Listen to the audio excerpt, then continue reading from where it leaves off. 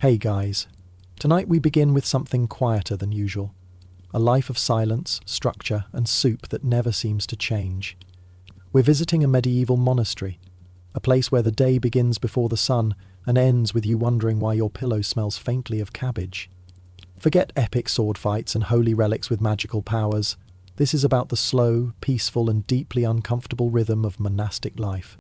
So, before we start, take a moment to get cozy. Dim the lights.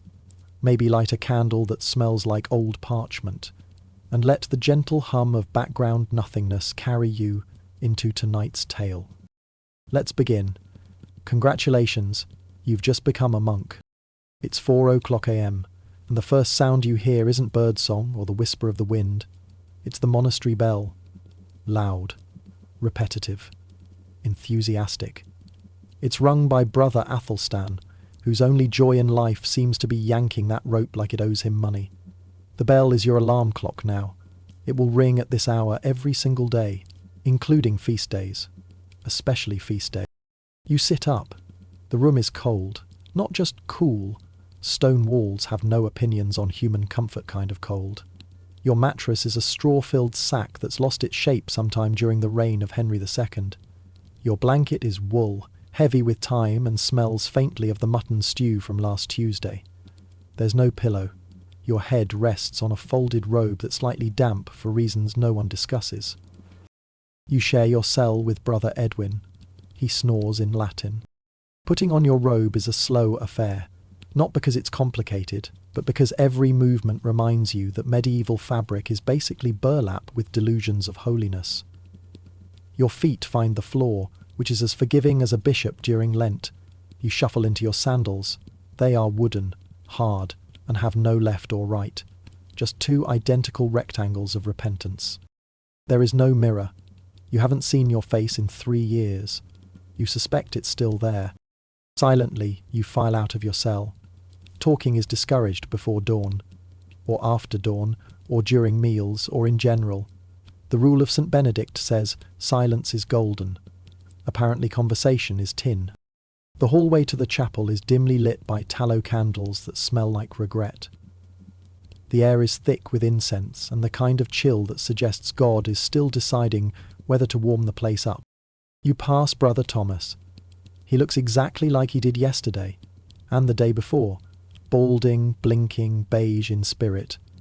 You nod. He nods. This is the most vibrant social interaction you'll have all week. The chapel is, to put it kindly, acoustically aggressive. Every cough echoes like thunder. You take your place on the wooden bench. It creaks. Everything creaks. Your knees, the bench, the air itself. Morning prayers begin. Latin chants fill the air. They are solemn, slow, and slightly off-key. Brother Giles has been flat for 8 years, but no one dares tell him. You chant, you mumble, you pretend not to fall asleep while sitting upright. The abbot watches from his special chair. It's only slightly less uncomfortable than yours, but that makes him important. After 45 minutes of hymns and knees complaining like peasants during tax season, you are dismissed. Not to breakfast. Not yet. First, a silent walk around the cloister to reflect on your sins, even if you haven't committed any. Existing with comfort in your heart is sinful enough. The cloister garden is simple, a rectangle of grass, a few herb beds, and Brother Dunstan chasing a goose that wandered in through the gate again. The goose is winning, as always. You return to the refectory. It's time to eat, but not talk. A single monk reads aloud from the scriptures, while the rest chew quietly on slices of bread that could double as roofing tiles. The porridge is grey. It's always grey. You suspect it's made from oats, water, and a deep-seated resentment of flavour. A fly lands in your bowl.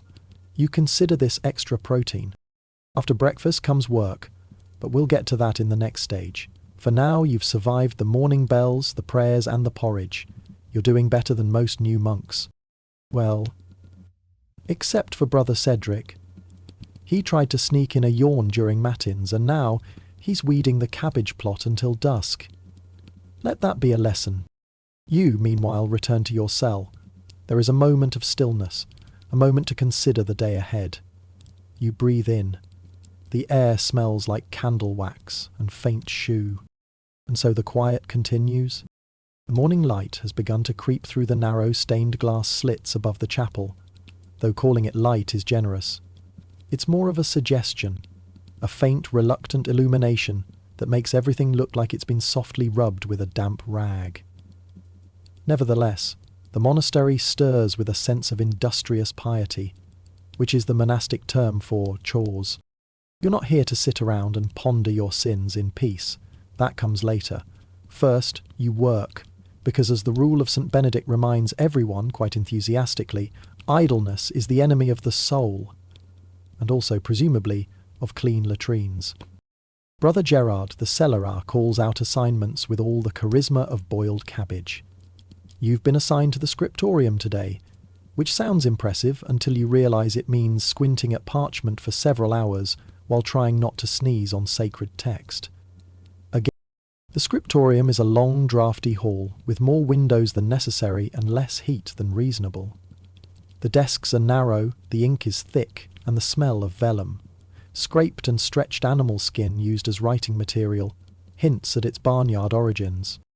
You sit down beside Brother Oswin, who's been copying the same psalm for the past 3 weeks, due to what he calls illumination fatigue. He's only on the 3rd letter of Hallelujah.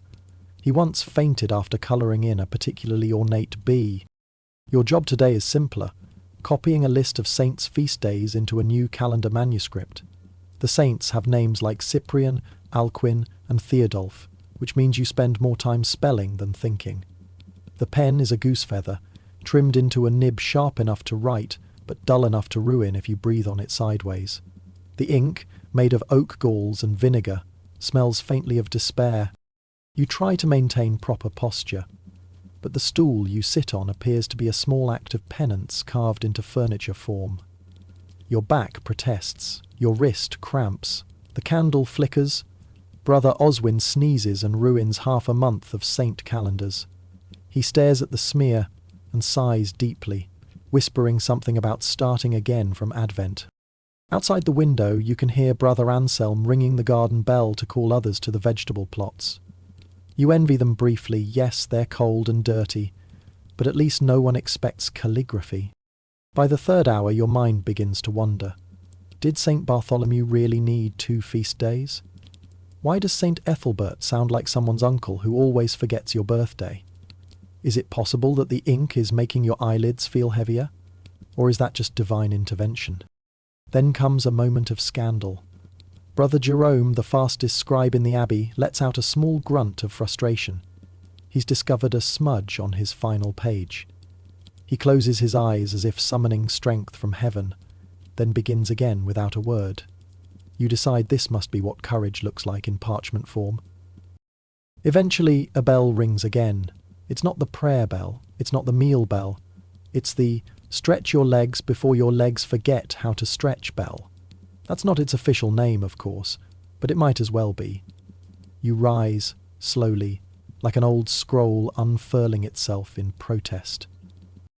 The hallway smells of beeswax polish and wet wool, a comforting combination if one is inclined to find comfort in damp textiles. You pass the kitchen on your way to the lavatorium, a room not for bathing but for ritual hand-washing. You don't question this. Questions in the monastery tend to lead to additional assignments. Brother Baldwin is polishing copper pots. He nods at you like a man who's accepted his fate. He used to be a nobleman, or so the story goes.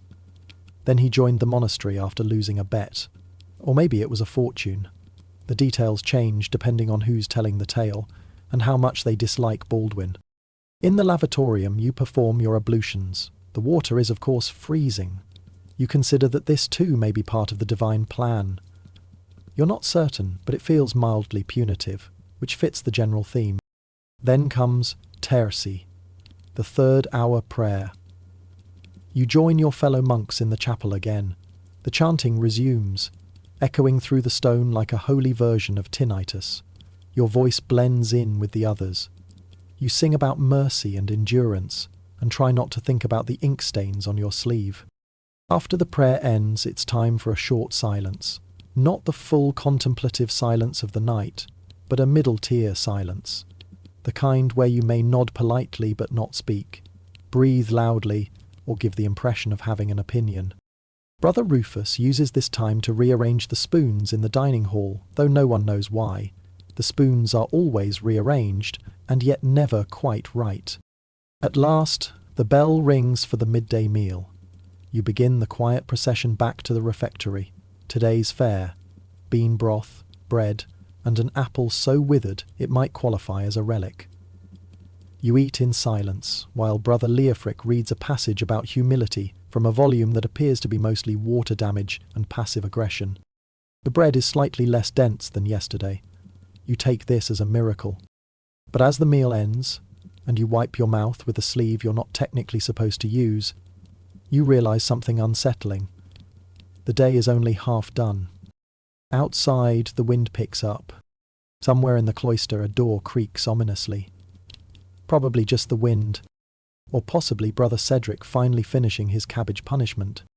Either way, you rise, and the bell rings again. The bell finishes its echo, a low metallic groan that stirs the very stones of the monastery, or perhaps just your spine. It's hard to tell. Either way, lunch is now officially a memory, and not a particularly thrilling one. Bean broth has a way of exiting the imagination as quickly as it enters the digestive tract. You shuffle along the cloister walk, boots scuffing the worn flagstones as you head toward the workyard. Today, you've been rotated from the scriptorium to more physical labour, which, in monastic terms, means lifting things that are heavier than guilt, but only slightly more satisfying. Brother Matthew, who oversees the tool shed with a precision usually reserved for royal treasuries, hands you a rake. You'd expected something more heroic. A scythe, perhaps, or a trowel with dramatic flair. But no, a rake. Specifically the bent one with the missing tine.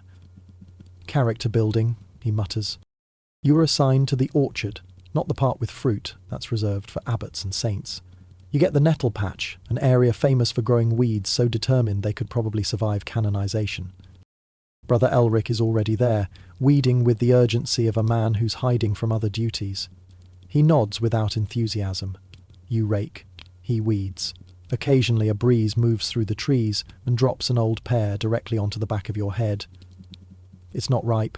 Nothing is. Everything is either unripe or fermented, and both states are equally aggressive in their own way. By mid-afternoon, your arms ache in a non-heroic manner. There's no glory in monastic gardening, only the persistent hum of midges and the distant sound of someone practicing the hurdy-gurdy poorly, possibly as punishment. You pause to stretch your back and hear the unmistakable clucking of the monastery's prize hen, Agnes. She appears beside you, uninvited but opinionated, pecking at the hem of your robe like she's trying to remind you who really runs the place. You nod respectfully. Agnes has outlasted 3 priors and 1 building collapse. Brother Elric attempts conversation, a rare treat in the monastery and legally limited to discussions of weather, soil, or saints. He chooses saints. Did you know Saint Fiacre once cured hemorrhoids with a prayer and a spade? He says without context. You consider this fact. You consider the rake. You decide to keep raking. After several hours of uncooperative roots and silent prayer, the bell tolls again. This time, it's for none. The 9th hour prayer. Back to the chapel you go, dusty, sore, and with a single burr clinging to your sock, in quiet defiance of the Lord's order. You take your place in the wooden choir stool, still warm from whoever sat there last. The chant begins, slow and deliberate, like molasses poured over a psalm. The Latin drones comfortingly. It's easy to get lost in it. Not in a mystical way, more like being trapped in a very polite fog. Brother Bartholomew hits the wrong note, again. You try not to sigh, as sighing is a sin somewhere in the rule. Instead, you let your mind wander. The tune carries you to a place where your rake has all its tines. The pears are ripe, and the monastery's cat, Reginald, doesn't steal your sandals. But the fantasy doesn't last. The prayer ends. Your knees crack as you rise, which in monk terms means you've aged another liturgical year. Now comes one of the more social events of the day, communal tasks. A group is needed to haul firewood from the northern shed to the warming room. You are, once again, invited. Not with words, of course, but with the silent gesture of Brother Hugh handing you a splintery basket. The walk to the woodshed is not far, but the path is uneven, and the sun is now beginning to tilt toward evening, casting everything in the monastery's favourite shade, dim. You walk in a line, no one speaking, each of you carrying a burden of sticks, sins, and second-hand regrets. The firewood is damp because naturally it rained the night before only on the exact place where the logs were stored. Brother Hugh says this builds fortitude, you suspect it builds mould. Loading the basket is an art form, too little, and Brother Hugh raises an eyebrow, too much and you drop it halfway back, which results in either penance or another lecture on humility depending on which monk finds you. Back in the warming room, you unload the wood beside a hearth that smokes in protest. The fire won't be lit until Compline, but the gesture is appreciated by the older brothers, who sit there pretending not to nap. Brother Alban is one such elder. He hasn't moved since Pentecost. Some say he's meditating. Others think he's just forgotten how to get up. You're given a cup of watered ale which is supposed to be refreshing. It tastes like damp fence and feels like a tepid handshake. Still, you drink it. Hydration is sacred. Then, without fanfare, you are ushered to your next duty, bell rope coiling. The bells have rung all day. Now their ropes must be untangled, cleaned, and wrapped neatly like holy noodles. It is, perhaps, the quietest task of all, and the most tedious. Brother Colin, who hasn't blinked since you arrived at the monastery, supervises. He hands you a coil that smells faintly of candle smoke and ancient tension. You begin rapping. 1 loop. 2 loops. 312 loops. Time stretches. The walls, dimly lit, seem to breathe. Or maybe you're just tired. Brother Colin hums a plain chant under his breath. You count loops and try not to dream with your eyes open. By now the sun is nearly gone. The wind outside has taken on that particular monastic chill, the kind that carries the scent of incense, wet cloaks, and whatever Brother Dunstan left fermenting near the herb garden. And just as you think you might be done with rope for eternity, the bell rings again. The final prayers of the day are coming. But first, there's the matter of Vesper's candle duty, your favourite. You sigh, quietly, internally, and pick up the taper. The taper, as you quickly discover, is not cooperating. It's a simple task in theory. Walk through the dim cloisters before Vespers, lighting each candle along the procession path with a steady hand and a solemn spirit. That's how Brother Colin explained it anyway. Reverence, he whispered, is in the wrist. Then he handed you the taper like it was a holy relic and promptly vanished into the shadows. You strike the flint. Once, twice, a dozen times. The spark refuses. A small puff of smoke rises, mostly from your patience. Eventually, with a reluctant hiss, the taper accepts its fate and a small flickering flame appears. It's not an impressive flame, it's the candlelight equivalent of a nervous intern, but it's technically fire, and at this point, that counts as a miracle. The candles are mounted in iron sconces along the stone corridor. Each one is at just the wrong height. Too high to reach easily, too low to feel dignified crouching.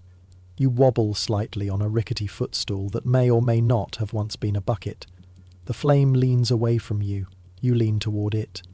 It's a delicate dance between reverence and risk. The first candle takes. So does the second. The third refuses, then agrees out of spite. By the fifth, your arm is beginning to tremble, not from weight, but from that special kind of fatigue that only comes from doing something slowly, precisely, and while trying not to knock over 100-year-old tapestry. As you light the 8th candle, a gust of wind finds its way in from some forgotten archway and extinguishes your taper entirely. For a moment you simply stand there, in the half-light, holding a stick of smouldering nothing, contemplating the nature of obedience. Brother Aldrich passes silently behind you. You hadn't heard him coming. No one ever hears Aldrich. He's the unofficial monastery record holder for unintentional sneakiness. He says nothing, just raises an eyebrow and gestures toward the sacristy, where a backup taper presumably awaits. You nod. You walk, slowly. The flame must be rekindled, and your spirit, well, it's currently curled up under a bench, thinking about bean broth and freedom. In the sacristy, the air is heavy with the scent of beeswax, lavender, and centuries of accumulated reverence. It's a quiet space. Too quiet. You strike the flint again. The spark catches more quickly this time, perhaps sensing your fragile resolve. With taper relit, you resume your rounds. Candles are burning now, golden halos glowing faintly against soot-streaked stone. Their flicker brings warmth, but not enough to counter the rising evening chill. Still, there is something soothing about it, the slow illumination of an ancient hallway, each flame a soft exhale of purpose. You finish just as the bell rings again. Vespers. Evening prayer. You take your place once more in the choir stool, feet sore, arms weary, and your mind dancing somewhere between devotion and dizziness. The chant begins again. The same notes, the same words. They flow like a river of predictability, and you drift with it. Brother Jerome sways slightly with the rhythm, as he always does, like a monk-shaped reed in liturgical wind. Brother Oswin stifles a yawn and fails. The chant continues. As the final Amen echoes, the monks rise and file out, silent and slow, like shadows gathering their robes for the night ahead. You follow, unsure if your legs still function or if you're being carried by sheer monastic momentum. Dinner is the next stop, not a feast, a whisper of nourishment, a reminder that sustenance is a concept more than a sensation. Tonight's meal, lentil mash with a side of suspicious turnip. The turnip has been boiled into a state of philosophical ambiguity. You chew, you swallow, you pretend it has flavour. Brother Leofric reads aloud once again from a text on humility. You wonder if the turnip is listening. Silence reigns. Then, as if summoned by the sound of stomachs making their final complaints, the bell tolls for Compline, the last prayer of the day. You rise again. Your feet have become familiar with this rhythm. Chapel, work, meal, chapel again. It's a loop, a quiet, disciplined spiral of duties wrapped in incense and soft candlelight. The Compline service is brief, mercifully so. A few psalms, a final hymn, and the gentle invocation for protection through the night. You chant the words with the others, though by now they hum more in your throat than form on your lips. As the monks bow their heads in the dim chapel, the candles flicker in their iron holders. One by one, Brother Aldrich extinguishes them with a long-handled snuffer that resembles a tiny brass bell. Each extinguished flame leaves behind a curl of smoke, like a sigh from the candle itself. The final light is doused. Darkness settles. The abbot makes the sign of the cross and dismisses the brothers with a nod. Silence, deep and expected, descends. You move through the corridor toward the dormitory, past the now dark sconces you lit just an hour ago, your work undone by ritual. You wonder, briefly, if anything ever really stays illuminated for long in this place. But then, you're a monk now, or pretending to be one, and philosophical musing is best saved for when the abbot isn't watching. In the dormitory, your bed awaits. If one could call it a bed. The straw sack greets you with its usual crinkle and faint scent of damp hay and theological disappointment. You lower yourself onto it carefully. Brother Edwin is already asleep, possibly, or deep in thought. It's hard to tell. Either way, he's not snoring yet, so you savour the peace while it lasts. You fold your robe, such as it is, and use it once more as a pillow. The room is colder now. Outside the wind has risen. It scratches at the wooden shutters like a forgotten penitent. Somewhere in the distance a fox cries out in the night. Or maybe it's Brother Cedric again. He sometimes sleepwalks and argues with birds. You close your eyes. The silence wraps around you. Soft, stale, and absolutely sacred. And just as you begin to drift, a soft, familiar sound stirs in the hallway. Footsteps, slow, measured, approaching the dormitory, and with them, the faintest creak of the abbot's cane. The abbot's cane makes that particular sound, a soft tap followed by a faint scuff, like someone trying to walk without waking the stones. You freeze in your straw sack, eyes open now, not from fear exactly, but from the peculiar anxiety that only strikes when authority approaches, and you're not quite sure if you're doing anything wrong, but you suspect you probably are. Brother Edwin stirs beside you. He emits a soft groan, or maybe it's Latin for "not again." You both lie still as the abbot passes the doorway, robes whispering like dry parchment. He doesn't stop. Not tonight. Just continues down the corridor, inspecting something no one wants to know about. Perhaps the roof? Perhaps the souls of monks? Perhaps the leaky basin behind the scriptorium, which drips with the persistence of sin. Eventually, silence returns. Not the daytime silence, bustling with unsaid thoughts and implied disapproval, but the deep, velvety nighttime silence, the kind you could fold a robe in. You try to sleep again. The straw crackles. Your left hip protests. You adjust. You regret it immediately, as the movement startles a flea colony that had just settled in for the night. Somewhere down the dormitory line, someone coughs. You once. Then again. It's a cough with character. Dry, specific, and oddly rhythmic. Possibly Brother Ambrose. He claims it's a seasonal affliction, though it seems to flourish in every season, and often after meals. You try not to sigh. A sigh now would carry, and even a faint exhale could signal to Brother Edwin that conversation is an option. It is not. Then, just as your eyes begin to flutter closed again, a soft bell rings. Not the loud, public one. The small one. The personal bell. The one that means someone has been assigned the midnight watch.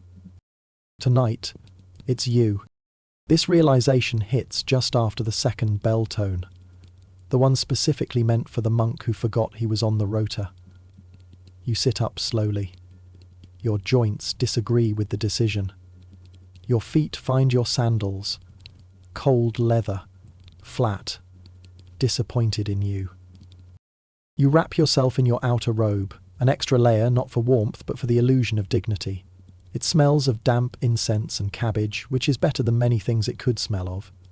With as little noise as possible, you slip from your cell and into the corridor. The monastery at night is a different place. By daylight, it's a hive of chores and chant, of awkward nods and bread that could shatter a window. By night, it's a long, breathless structure, wrapped in shadow. The walls feel taller. The arches more severe. The air smells like candle ends and quiet confessions. Your task for the watch is simple. Walk the cloister. Check the doors. Observe the flame in the sanctuary lamp. And most importantly, stay awake. You pass through the cloister garden, your feet crunching on the gravel. The moon has made an appearance, thin, pale, and visibly tired. It lights your path just enough to suggest shapes. The outline of the herb beds, the skeleton of the grapevine trellis, the blurry form of Agnes the hen, who is somehow out here again, pretending to be asleep but clearly judging your posture. You nod to her. She does not nod back. In the chapel, the sanctuary lamp burns as it should, a small flame in a brass holder suspended from a chain. It sways slightly, possibly from your arrival, possibly from a monk-sized draught no one has ever successfully sealed. You stand for a moment before it. Not praying, exactly, but not praying either. The flame dances gently. You wonder if it too has a rota, a schedule of who must flicker at which hour. You wonder what it's like. To be reliable. Then comes the circuit. You walk the halls, slowly, methodically.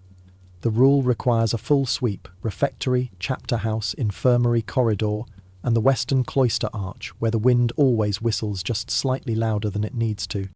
You see nothing unusual. A cracked tile, a forgotten broom, a shadow that might be a robe or might be your imagination's way of reminding you to blink more often. At the chapter house door you pause. The chapter house is where daily readings of rules and infractions occur. You once fell asleep during a reading about the sin of nodding. The irony was lost on no one. Still, you lean in and listen. just in case tonight's air has something to confess. It does not. The infirmary corridor smells faintly of time and resignation. Brother Anselm sleeps here most nights now. Age has made his snoring theological. You hear it from behind the linen curtain, a slow, steady hum, like a Gregorian drone in the key of D flat. You complete your round and return to the cloister. The stars are brighter now. You make a mental note to ask Brother Lucian tomorrow if the constellations change during Lent. You probably won't ask, but the thought is comforting. Back in the chapel, you kneel again. Just briefly, your knees crackle, your robe sighs. The flame continues its dance, small and persistent. And now, as the final quarter of the hour arrives, you know it's almost time. Time to rouse your replacement. Tonight, it's Brother Thomas, a man whose name has become synonymous with deep sleep and minor mutiny. You walk back toward the dormitory, rehearsing the gentlest way to wake a monk who once head-butted a novice in his sleep. You consider tapping his shoulder. You consider whispering his name. You consider simply shaking the bed and running. You reach the door. It creaks slightly. The hallway ahead is dark. Your candle has burned low. You take a breath and step inside. The dormitory is dark, but not completely. Moonlight dribbles through the high, narrow windows, painting long stripes across the straw-stuffed bedding like lazy brushstrokes. You step softly, or at least you try. The floorboards, ever loyal to their mission of betraying footsteps, creak with every motion, each sound echoing far louder than necessary. Brother Thomas lies in the third cot from the left, snuggled beneath a blanket so tightly wrapped it could double as a burial shroud. His breathing is slow, rhythmic, and entirely indifferent to your presence. You kneel beside him, with the kind of reverence usually reserved for ancient relics or very expensive jam. "Brother Thomas," you whisper. Nothing. "Brother Thomas." Still nothing. Possibly deep asleep, possibly a light coma. You reach out and lightly tap his shoulder. His response is immediate and theatrical. He inhales sharply, bolts upright, and mutters something about Saint Apollonia and a missing wheelbarrow. Then, blinking rapidly, he remembers where and when he is. He looks at you. You look at him. The candle guttering behind you completes the awkward triangle. "It's your turn," you murmur. He nods, reluctantly, like a man volunteering to enter a cold pond in December. You wait as he swings his legs over the edge of the cot, his feet seeking out the sandals he never places in the same spot twice.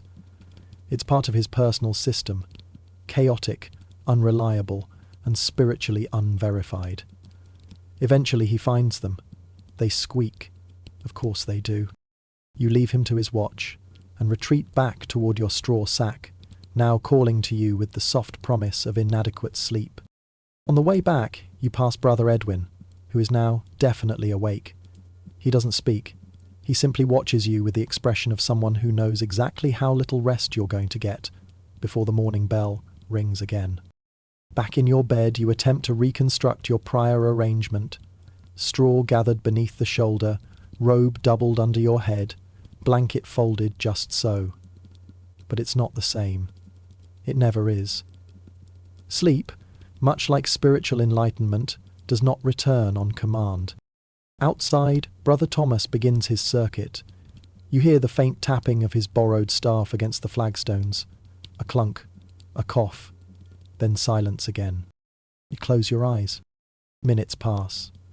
Possibly hours. It's hard to tell.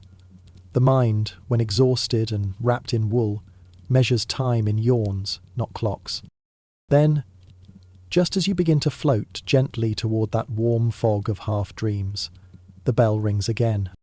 Loudly, brightly, unapologetically. "Leave me, lords. It's time to wake up." Again. The first bell clangs with authority. The second is just rude. The third is for any souls foolish enough to believe they had more time. You sit up, slower this time. Your spine has adopted the curvature of the straw sack, and your joints sound like a bag of old dice being shaken in confession. Brother Edwin is already upright. He's putting on his robe with the speed and grace of a man who has long since surrendered to routine. You nod at each other in mutual mourning for the sleep you just lost. The rest of the dormitory stirs gradually. No one leaps from bed, no one sings with joy. The air is too cold for exuberance and too thick with candle wax for optimism. You shuffle into the hallway, robes brushing the stone, slippers whispering across the chill. The line of monks moves slowly toward the chapel, each figure identical in silhouette, like shadows from a long sermon. In the chapel, the candles have been relit. The sanctuary lamp burns with familiar persistence. Brother Thomas stands near the back, eyes wide, possibly over-caffeinated on sheer willpower. Lauds begins. You chant. You kneel. They stand. You kneel again. It is entirely possible your soul is lifted by these morning praises, but your knees remain grounded in this very earthly monastery. One of them cracks loudly enough to attract a glance from Brother Baldwin. The hymn is one you've sung every Friday since Advent. It is slow, it is solemn, it is 3 verses too long, but no one dares suggest this. After the final Amen, the monks rise and file out. The dawn is now undeniable. Pale sunlight trickles through the windows, illuminating motes of dust that drift like sanctified dandruff through the air. Breakfast awaits. But breakfast is generous only in consistency. Today's meal is the usual. Warm barley mash with precisely 1 shiver of salt and half a suspicion of milk. You eat it silently, using a wooden spoon that has lost its edge and possibly its purpose. Brother Leofric reads aloud from a hagiography about St. Guthlac, who once lived in a swamp and ate roots out of choice. He is clearly the patron saint of low expectation. After breakfast, it's time for manual labour again. Today you're on water-carrying duty. The buckets are large, the well is far, the weather is unhelpful. You consider offering your services instead to the kitchen. But the kitchen still smells like Thursday's lentil stew, and no one's forgiven that. So, to the well you go. Brother Elric meets you there. He's already carrying his first load, with the resigned expression of a man who once dreamed of being a poet, but now spends most mornings wrestling with a splintery yoke. You nod. He grunts. The water glugs into your buckets with all the enthusiasm of holy relics being washed on laundry day. You hoist the yoke across your shoulders. It creaks. You creak. And the long walk back to the kitchen begins. The stone path is uneven. The left bucket always feels heavier. Your right foot begins to complain. But ahead, somewhere beyond the next turn, the kitchen waits. And possibly Brother Cedric, still fermenting something. You shift your shoulders under the weight of the yoke, its wooden beam pressing a quiet sermon into your collarbones with every step. The buckets slosh with the indifference of cold water, knowing it is bound for something terribly mundane. Porridge, rinsing turnips, or possibly being left to stand in the kitchen until it grows a layer of judgment. The path back to the monastery kitchen curves gently along the southern wall, where vines cling desperately to the stones, offering no shade, no fruit, just a vague sense of architectural modesty.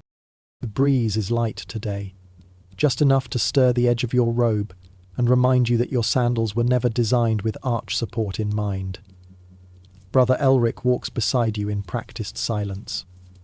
He does not speak in the mornings, not out of devotion or discipline, but because years of water hauling have compressed his personality into a series of shrugs and occasional nose sounds. Together you trudge forward, an unofficial procession of patience and sore ankles, toward the kitchen door that always sticks in humid weather.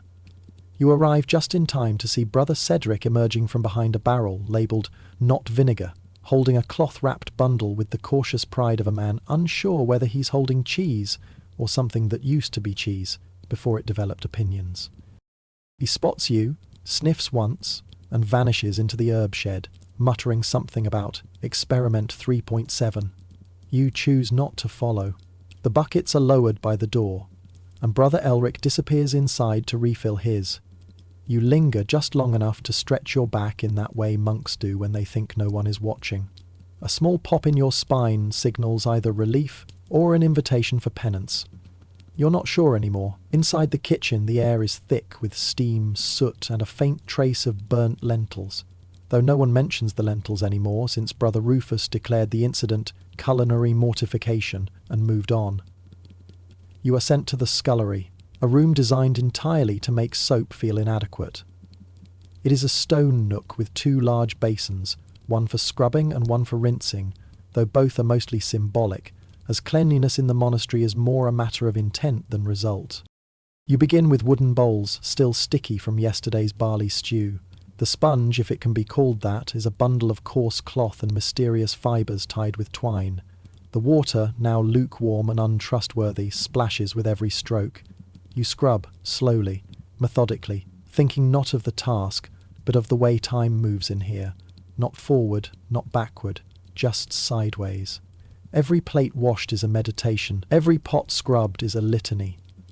Occasionally you hume under your breath, not a tune, just a note. The kind of sound that keeps you from blending entirely into the walls. Brother Felix enters, nods, then retrieves a sack of onions with the gravitas of a man being handed a newborn. He begins peeling them at a table nearby, each layer removed with the reverence of uncovering ancient scripture. No one mentions the tears. They are considered part of the seasoning.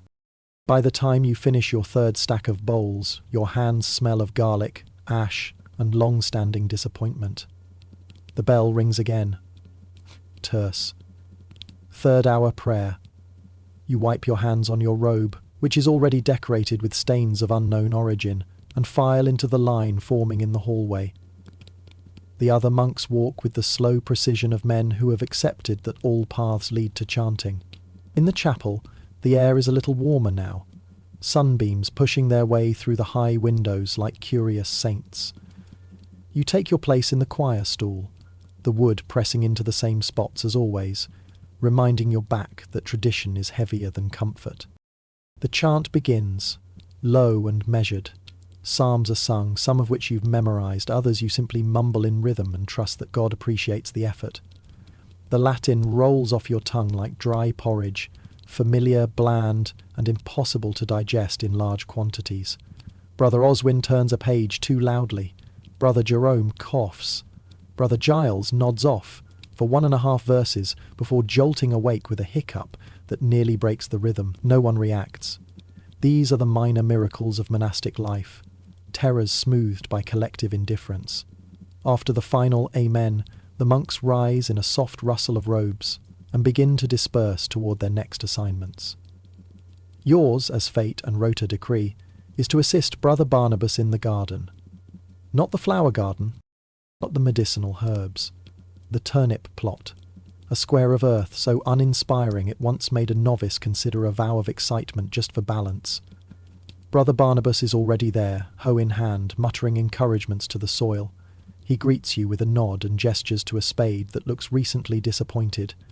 You begin digging beside the row of young sprouts, the earth reluctant to part with its secrets. The work is repetitive, but honest. Dirt crumbles under your fingers, insects skitter away in dignified panic, and a small toad regards you from beneath a leaf with mild theological curiosity. Brother Barnabas hums as he works. It's not a tune from the hymn book. It's older, possibly pre-approved, possibly not. You decide not to report it. The sun climbs higher. Your robe grows heavy with effort. Your back starts to compose a quiet complaint in the form of tension and creaks. Somewhere nearby, a bee lands on a thistle and buzzes like it owns the place. You take a moment to pause, leaning on your spade, and survey the monastery rising behind the hedgerow.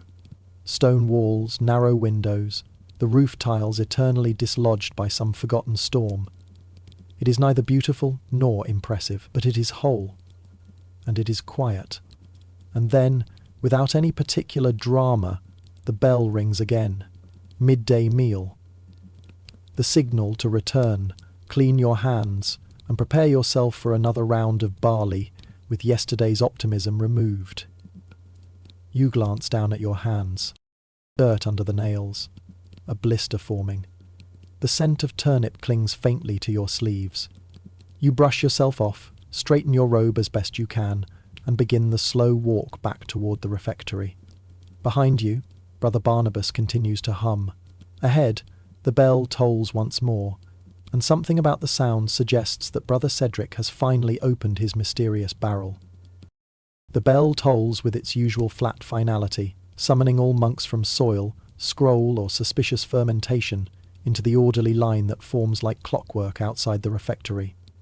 You fall into step, still smelling faintly of turnip earth and quiet regret, your fingers dusted with loam, and one persistent blister now making its presence known, with the passive-aggressive intensity of a minor martyr. The other monks shuffle forward in pairs, their robes swaying gently like a tide of brown linen as they approach the wash basin.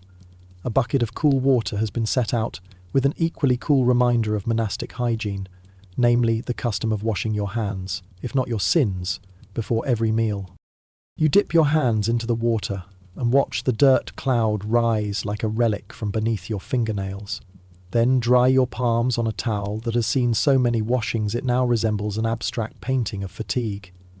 The refectory is dimly lit by tall windows that let in just enough daylight to make the bowls gleam faintly with the sheen of slightly overused lard. As you enter, you nod once to Brother Leofric, who is already preparing the lectern with today's reading. His expression is the same one he always wears before meals.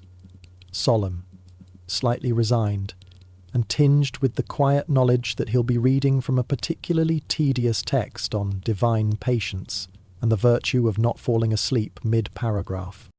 You take your usual place along the bench, sandwiched between Brother Edwin, who always finishes his food before you've even begun, and Brother Anselm, who chews with the pace of a man negotiating peace with every bite. Today's meal arrives on wooden trays passed in stoic silence, a small bowl of split pea pottage, a hunk of barley bread, and a slice of what may once have been a boiled apple, but now bears more resemblance to the memory of fruit. You nod your thanks, pick up your spoon, a carved relic of uneven origin, and begin to eat as Brother Leofric clears his throat with the gentle finality of someone about to read several pages no one has requested. "And so, St. Wulfstan," he begins, "in the year of our Lord 1085 did speak against the trimming of beards on market days. The sound of spoons scraping against bowls creates a steady backdrop, interrupted only by the occasional shift of a wooden bench or the blessed silence when Brother Anselm forgets to chew for 10 seconds. The pottage is warm, thick, and entirely unremarkable, perfect for a monastery where flavour is regarded as a form of temptation. The bread is dense, bordering on geological. You break it in half with both hands, and a mild grunt, dipping it into the pottage and imagining, briefly, that it might absorb something other than temperature. You chew, you swallow. You listen to the increasingly detailed tale of St. Wulfstan's grooming preferences, which now includes a subplot about a disagreement involving the length of tunic hems in nearby Worcester. You glance at Brother Cedric across the table. He's chewing slowly, thoughtfully, and his cheeks are faintly flushed.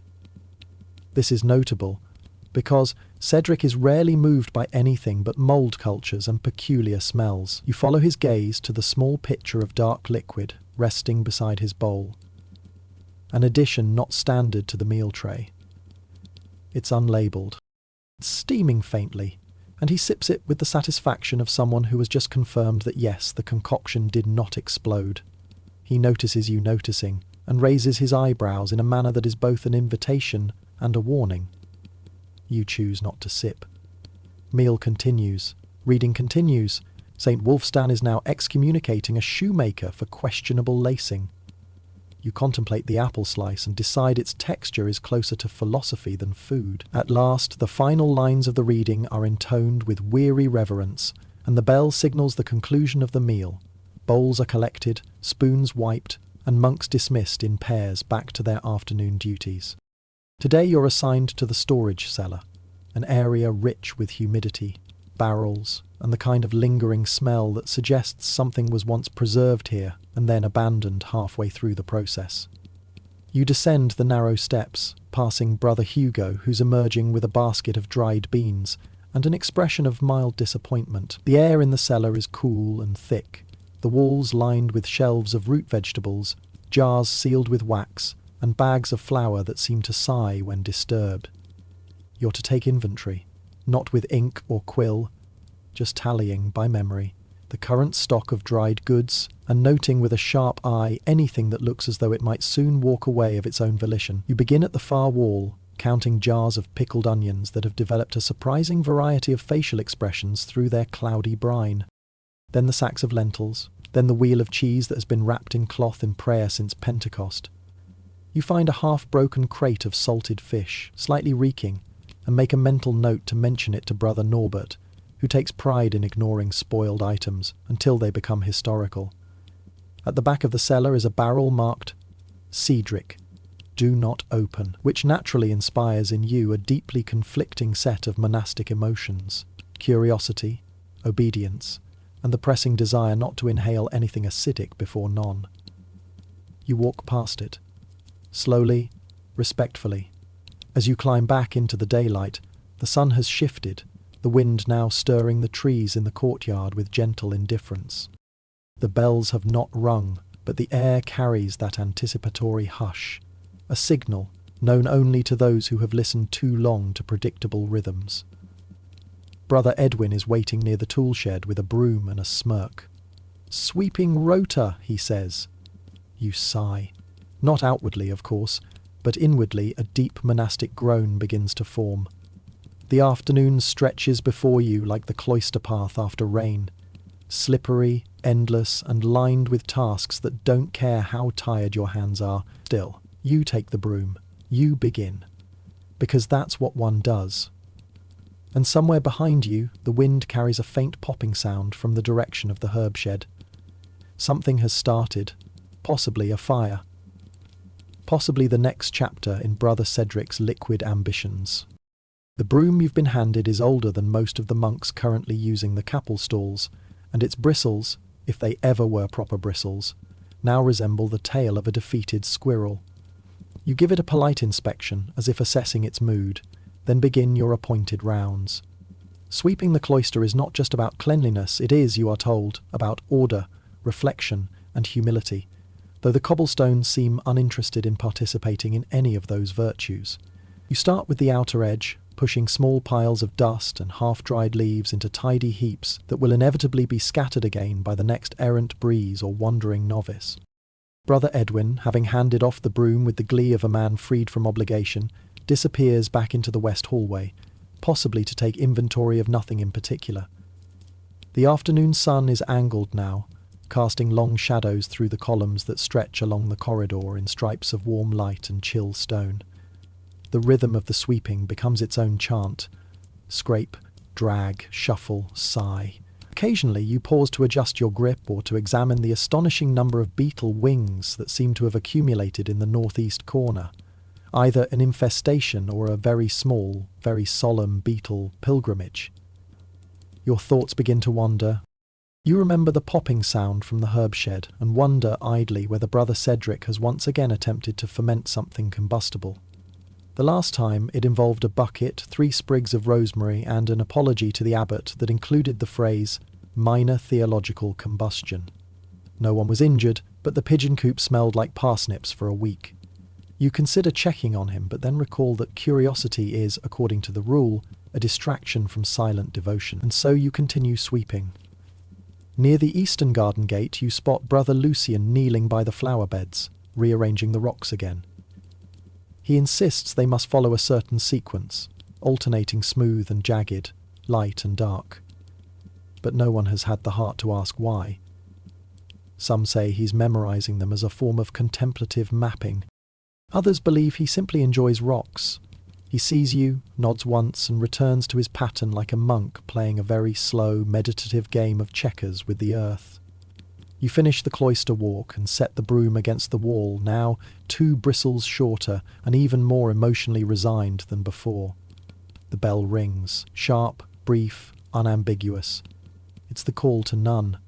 The 9th hour prayer, though you doubt any monk has ever known the time by anything other than bells. You file in again, past the fading sunlight, into the cool of the chapel. The same chants rise, the same words intoned.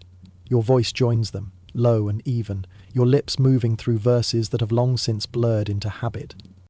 Brother Jerome leads the response, his voice cracking slightly on the 3rd line, as it does every week, The Psalter book is turned slowly, reverently, and possibly upside down for the first page. No one corrects it.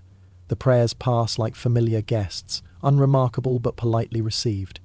After the final verse, the monks disperse with quiet purpose.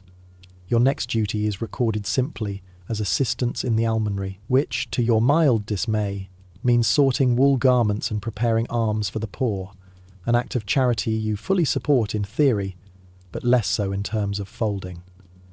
The almonry is tucked beside the outer wall, a small, stone chamber with the faint smell of old soap and older sheep. Brother Martin greets you with a grunt and gestures toward a stack of tunics that need inspecting. You nod and pick one up. It is the colour of oatmeal left too long in the sun, and the fabric has the consistency of well-aged discomfort. You shake it once, dislodging a small feather and a deep sigh. Over the next hour, you fold, smooth, sort, and occasionally repair tiny holes with a needle so blunt it might be decorative. Brother Martin hums quietly as he works, something vaguely melodic and possibly based on an earlier form of Gregorian hymn that never quite caught on. At one point he pauses to relight a candle, muttering about shadows as if they're employees that keep arriving late. When the last tunic is finally stacked, you both stand back and admire the pile, uneven, slightly slumped but whole. As with most monastic work, the satisfaction is subtle, nearly imperceptible, and held together by sheer discipline and maybe some thread. As you leave the almonry, the air outside has cooled. Evening is stretching its limbs across the sky, the clouds settling into their night positions, and the crows beginning their evening discourse on roof ownership. You cross the courtyard just in time to see Brother Cedric, soot-smudged and wide-eyed, hurrying back from the herb shed, carrying what appears to be a steaming jug wrapped in cloth. He notices your presence and quickly mutters something about not yet ready for public veneration, then disappears behind the kitchens. You decide once again not to follow. Near the refectory, Brother Oswin is attempting to coax Reginald the monastery cat down from the upper beam of the hallway ceiling. Reginald has been up there for 2 days, emerging only to knock small objects off the ledge and stare disapprovingly at morning prayer. No one knows how he got up there. No one knows what he wants. You pass them both, nodding politely as Reginald hisses at the concept of companionship. Then comes the bell for Vespers. You return to the chapel. The candles are already lit, the benches slightly warmer now, worn smooth by countless robes and the weight of patient knees. You take your place. The chant begins again, and as your voice joins the harmony of weary devotion, you begin to wonder, not in the heretical sense of course, whether Brother Cedric's latest creation might finally, after all this time, be drinkable, a possibility, a hope, or, just as likely, a minor explosion with notes of elderberry. Either way, the day continues. The conclusion of Vespers releases you into the cool hush of evening, a time when the monastery begins to fold in on itself like an old cloak, worn in the corners, but still perfectly serviceable. The sky outside the chapel has dimmed to a colour best described as faded wool, and the breeze now carries the scent of distant moss and nearby stew. You follow the others out in the usual order, slow, silent, and vaguely hopeful that the upcoming meal will include something to chew that doesn't remind you of damp pews. In the refectory, the benches are cooler now, and the candles flicker as if unsure whether to offer warmth or simply perform their nightly duty in low, waxy protest. Tonight's meal appears to be another humble portion of lentils dressed in the faintest memory of broth, accompanied by a wedge of bread so rigid it might serve as a defensive weapon if tensions with the Benedictines ever escalated. You sit, nodding once to Brother Anselm, who has already begun chewing in a slow, measured cadence, known only to those with full dental resignation. The reading tonight is from a manuscript on proper humility in vegetable preparation, something attributed to a monk from the 9th century who believed that over-salting was a form of pride. Brother Leofric, who has drawn the reading duty once again, delivers each line with a tone so flat it could double as a tabletop. You listen, sort of, though your eyes keep drifting to the shadows cast by the flickering sconces where Reginald now appears to be silently observing from the overhead beam, tail twitching like a metronome tuned to passive judgment. You eat slowly. The lentils are fine, the bread less so. You try to dunk it into the lentils, but the angle is wrong, and you end up with a splatter that's quickly and wordlessly noticed by Brother Edwin, who offers you a napkin with the silent disapproval of a man whose own robe has never once betrayed him. After dinner, the bowls are collected with the usual clinking and scraping, a chorus of culinary closure. No one speaks. They never do during this part. It is a ritual, a settling of crumbs and silence, a transition toward the quieter, darker hours of the day. And then, with barely a murmur, the bell for Compline is rung. You rise. Slowly. The knees once again crack. You file back into the chapel. The candles seem smaller now, their flames less assured, as though even they feel the wear of the day. The Compline service is brief but final. Psalms are whispered rather than sung. The chant winds down like a clock whose gears have agreed not to try too hard. There is something comforting in it, a kind of gentle exhaustion that wraps around your shoulders like a borrowed shawl. At the end, the final candle is extinguished with a soft hiss. The smoke rises, curling like an amen you can almost see. Then, in complete silence, you make your way to the dormitory. The hallway is colder now.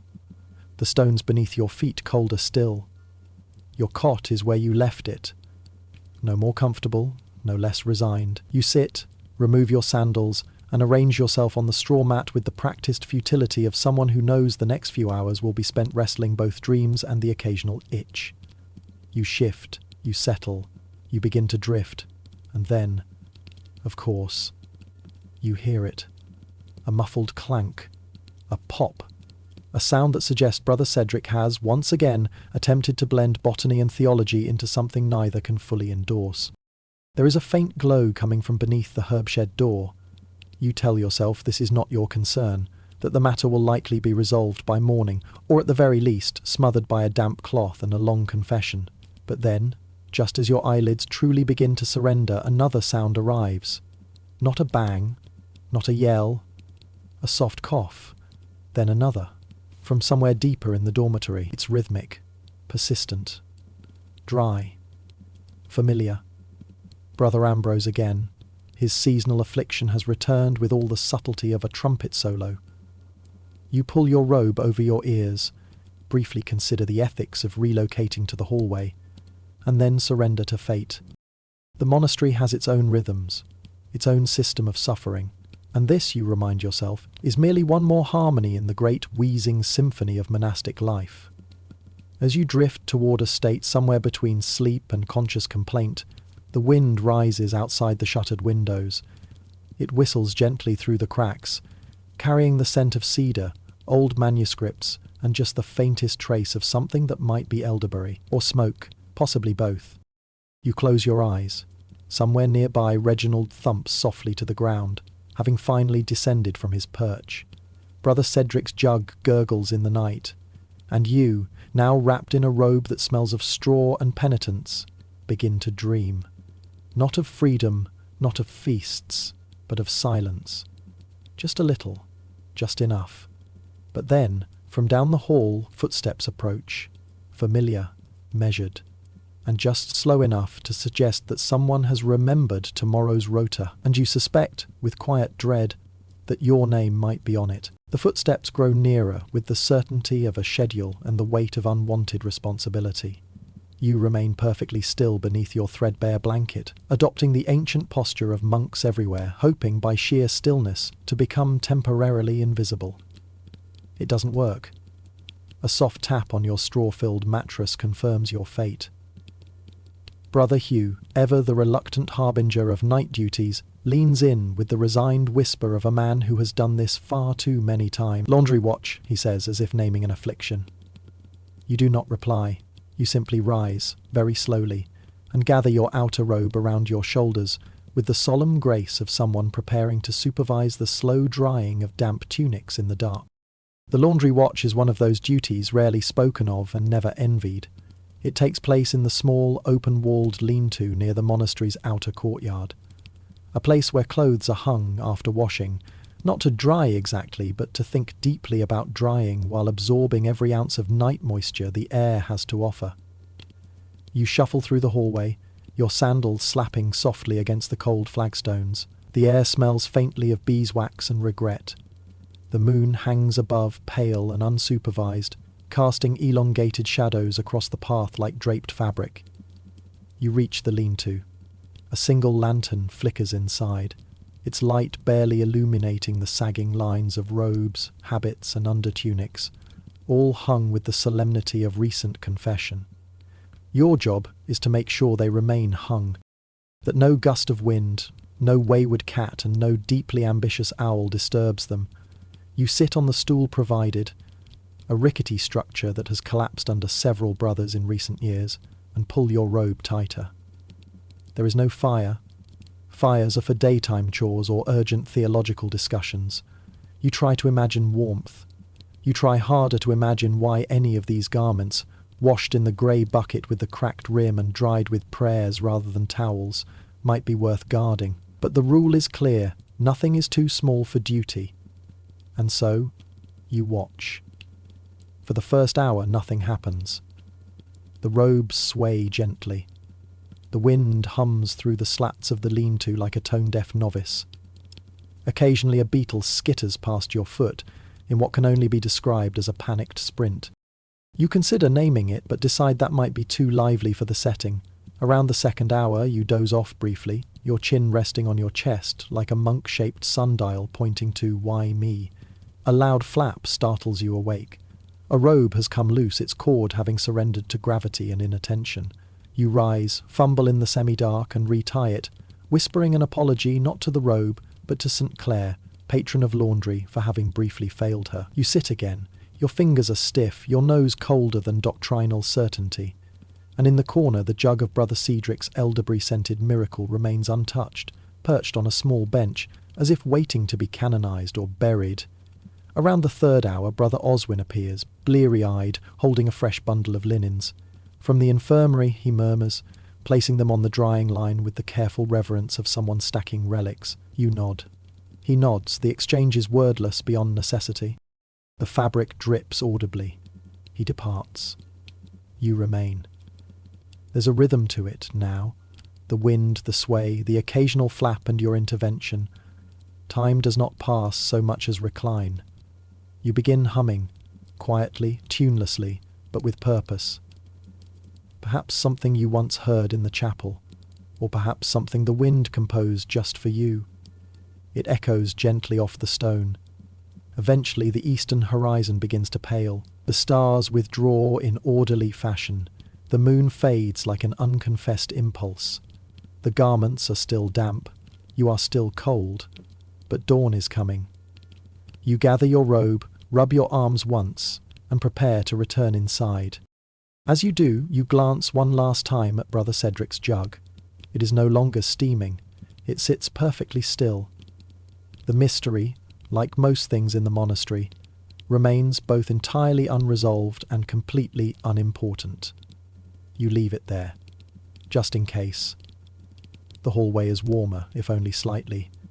You pass Brother Felix carrying a bundle of kindling and nod once. He returns the gesture without enthusiasm. The day has not officially begun, but monks rise early like reluctant sunbeams. You find your way back to the dormitory, just in time to hear the first bell for Lords ring out, clear, proud, and completely unconcerned with how many hours of sleep you didn't get. You climb back into your straw sack for what you know will be 6 minutes of rest before the second bell sounds. You close your eyes anyway. Perhaps you dream. Perhaps you simply lie there, eyes closed, contemplating the faint scent of turnip lint and beeswax that still lingers in the air. And then, just as predicted, the second bell tolls. Loudly. Mercilessly. Brother Edwin sits up like a man who has been disappointed by bells his entire life. You both rise. Again. Robes. Again. Sandals. Again. The monastery does not change, but perhaps, with enough repetition, you will. You shuffle toward the chapel once more, and somewhere behind you in the laundry lean-to, a single robe falls silently to the ground. The robe lies there in the damp straw of the laundry lean-to, undisturbed and unnoticed, its humble collapse a silent rebellion against gravity, discipline, and the clothespin. But you don't know this yet. You are presently shuffling into the chapel behind Brother Edwin, whose pace is slow even by monastic standards, as though he believes the walk itself is a form of prayer and that speed is vanity. The morning air is thick with that heavy stillness peculiar to places where everyone is both awake and wishing they were not. The monks file into their choir stalls, robes rustling softly, sandals tapping against the stone, with the hesitancy of creatures reconsidering their purpose. You lower yourself into your place, the wood beneath you unforgiving in its exact replication of yesterday's discomfort. The bell stops ringing. A single candle flickers near the altar, casting a thin trail of smoke upward like incense, reconsidering its vocation. The chant begins.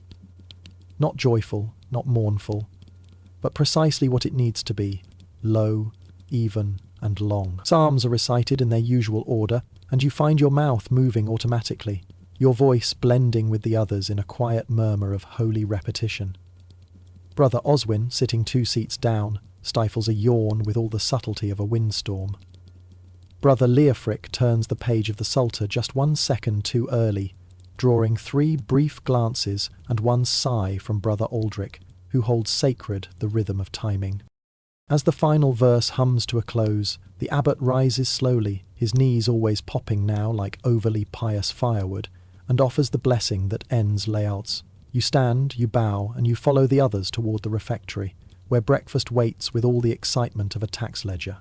This morning's meal is barley mash again, as it is every morning, though today's portion seems slightly thinner, and the corner of your bowl is stained with something that may have been yesterday's dinner or Brother Cedric's latest infusion. You eat slowly. No one speaks. Brother Ambrose coughs once, just once, a brief note of consistency. Then Brother Leofric reads from a manuscript detailing the life of Saint Hotmund, who, according to this account, once converted an entire village by quietly sitting in their well for 3 days. The story includes extensive details about how damp faith can be. After breakfast, the monks scatter to their respective tasks like bees wearing robes, each one drawn to a different corner of the hive to practice whatever version of devotion their rota requires. Today you are sent to the scriptorium, where Brother Baldwin has been waiting for weeks to assign someone the thrilling task of dusting the unused inkpots and resorting the scroll ends by fray consistency. You arrive to find him already hunched over a piece of parchment, muttering in Latin to the letter G. He acknowledges you with a nod and gestures toward the storage shelves. There, a stack of parchment sheets awaits, not to be copied, but merely to be turned, aired, and generally admired for surviving the past 3 winters. You begin your work, slowly flipping through the pages, your fingers sticking slightly to the edges, the faint smell of aged vellum and old glue rising like the scent of devotion itself. Brother Baldwin occasionally clears his throat in a tone that might suggest he disapproves of your page-turning rhythm, or perhaps he simply wants you to know he's still alive. Hours pass, or perhaps just 1. It's hard to say. The scriptorium is the place where time comes to rest, curling up in the corner like a cat that refuses to acknowledge your existence. At one point, a novice enters, whispers something to Brother Baldwin, and departs again. The older monk rises stiffly, mutters about a missing bookmark, and leaves you in charge of the silence. You take the opportunity to glance around the room. The windows are narrow slits, letting in just enough light to feel guilty about squinting.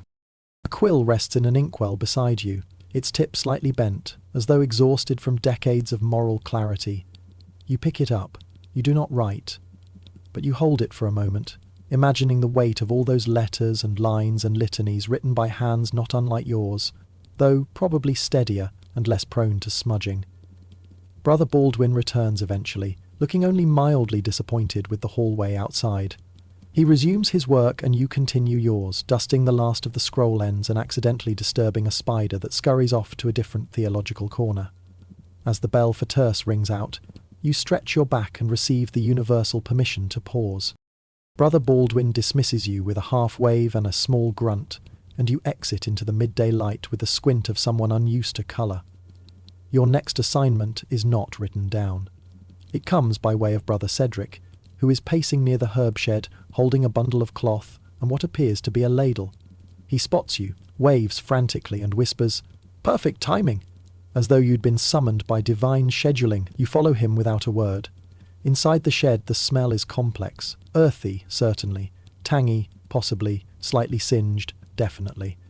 He unwraps the cloth to reveal a small ceramic vessel filled with a dark, bubbling substance that glistens in the afternoon sun like ambition pretending to be syrup. "Taste?" he asks. You stare at him. "No," you reply. He nods, clearly expecting that answer, and instead offers you the ladle to stir. You do so, slowly. The mixture makes a faint fizzing noise, as if trying to recall its ingredients in alphabetical order. Brother Cedric sniffs the air, declares the experiment nearly alchemical, and then hands you a slip of parchment bearing a list of herbs he claims are essential for version 2. You are to find them in the garden. You take the list. You blink. The first item reads, parsley that smells like basil. The second, basil that denies being basil. You look up to question him, but he is already gone, chasing a bee with what may be scientific curiosity or mild delirium. And so you begin the slow walk to the garden, list in hand, sandals dragging, robe caught on a splinter from the shed door. The wind picks up slightly. The sky darkens a touch. Somewhere behind you, something pops again. Just once. The garden, when you reach it, is in its usual state of cooperative confusion. Rows of herbs spill into each other like old monks at a feast line, parsley brushing against mint, sage mingling with thyme, and one very determined clump of oregano attempting to climb the stone wall as though aiming for abacy. You hold Brother Cedric's list in one hand and look at the first item again. Parsley that smells like basil. You bend low, sniff a likely patch of curly leaves and receive the unmistakable scent of parsley. You sniff again, just in case your nose has forgotten how to dream. Still parsley. You move to the next row and try a second cluster. Possibly mint, possibly lettuce, possibly a trick. After several cautious sniffs and one sneeze, you conclude that either Brother Cedric has invented a new category of botanical mystery, or you have misinterpreted the vague olfactory politics of the monastery's garden. The second item on the list, basil that denies being basil, yields even less clarity. The basil patch is well established, proudly fragrant, and completely unapologetic about its identity. You stand there for a moment, list in hand, staring at the green stems as though they might suddenly display signs of regret or introspective denial. They do not. Brother Lucian approaches, balancing a clay pot of lavender seedlings and humming what may or may not be a hymn. He nods politely and glances at your list. "Ah," he says without emotion. "Cedric again." You nod in return. "Looking for contradictory herbs," you explain. Lucien merely shrugs. "Perhaps try the western bed. Things tend to behave oddly over there." You thank him and wander toward the back corner of the garden, where the soil turns rockier and the herbs grow with a certain reluctant flourish, as though sprouting out of habit rather than hope. You bend down and sniff again. Something sharp, bitter, possibly rue or simply resentment. You pluck a few leaves anyway, tucking them into the cloth pouch provided for such misadventures. By the time you've collected a dozen samples of mildly misbehaving herbs, your fingers are stained green, your knees slightly damp, and your patience gently frayed like the edge of Brother Anselm's sermon notes. You make your way back to the herb shed, pouch in hand, half expecting Brother Cedric to greet you with a scale, a funnel, or a candle already burning too close to something volatile. Instead, the shed is empty. The jug still sits on the bench, now sealed with a cloth tied so tightly it looks as though it has developed a conscience. You place your pouch beside it, write a brief note, "These may or may not deny being what they are," and pin it gently to the jug with a sprig of rosemary. The bell rings again. Sext, the 6th hour.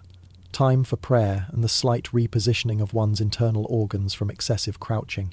You join the others on the chapel path, moving slowly, legs stiff, pouch hand tingling faintly with the residue of suspicious leaves. The monks file in, familiar faces, familiar robes, familiar expressions of mild digestive anticipation. The chapel once again holds its quiet hush, the kind of silence that feels earned rather than imposed. You take your place. The chant begins, a different psalm this time, one about waiting and mercy and possibly sheep, Many of them involve sheep. You intone the verses with the others, letting the words settle into the familiar groove worn deep by repetition. Brother Giles clears his throat at exactly the wrong time. Brother Baldwin frowns without moving his face. And then, just as the chant draws to a close, the side door creaks open. It's Brother Cedric. He enters slowly, robes slightly askew, eyes wide, and a faint shimmer of what looks suspiciously like elderberry glaze on his left sleeve. He nods respectfully to the abbot, receives a slight raise of the eyebrows in return, and takes a place at the very back. You pretend not to notice him, but everyone notices Cedric. After the final amen, the monks rise and begin to disperse. You lag behind, curious despite your better instincts, and watch as Cedric quietly slips out the side door again. You do not follow. Yet. Instead, you walk toward the refectory for the mid-afternoon repast. A slice of bread, a wedge of cheese so dry it puffs slightly when bitten, and a bowl of broth described by Brother Leofric last week as liquid honesty. You eat in silence. You sip. You chew slowly. You resist the urge to glance at the herb shed window. After the meal, your next duty is announced without ceremony. You are to assist in the library. Brother Adalbert needs help reorganizing the saints by their martyrdom methods, a system that is both confusing and oddly personal. You arrive to find Brother Adalbert perched on a stool surrounded by stacks of texts. Alphabetical has failed us, he says grimly. We're going by themes now. You nod. You do not ask what qualifies as a theme. You simply begin sorting. There are saints who were beheaded, saints who were boiled, saints who sat peacefully and expired mid-prayer, which Brother Adalbert labels non-violent contemplatives. It takes a full hour to determine whether St. Ethelburga's method of departure qualifies as miraculous vaporization or just extreme modesty.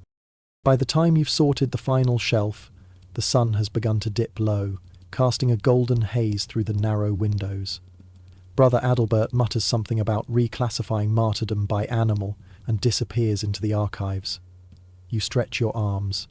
Your back cracks politely, and from the courtyard you hear it, another faint popping sound, followed by a short, satisfied "ah" that could only come from Brother Cedric. You turn your head slightly, not out of urgency, but the same way one watches smoke rise from a chimney, thoughtfully, and with a sense that something has been set in motion that no one entirely understands.